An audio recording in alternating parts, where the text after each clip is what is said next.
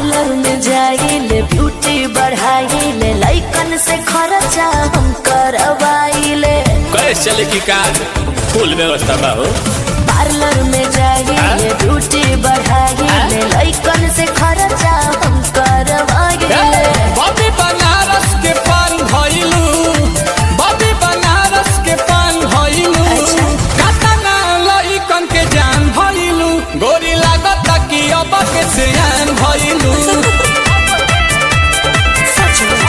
तो गोरी लागत कि अब के सियान भइलू।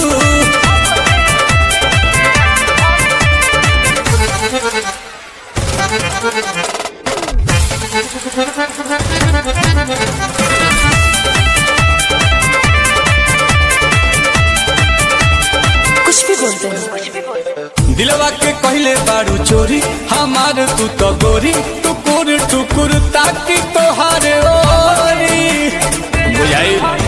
लेकोमी के लिपस्टिक लगाइले लोटस के फेशियल कराइले। एही से अजोरिया के चांद भइलू, एही से अजोरिया के चांद भइलू, कातना लइकन के जान भइलू, गोरी लागत कि अब के सियान भइलू। हाँ गोरी लागत कि अब के सियान भइलू।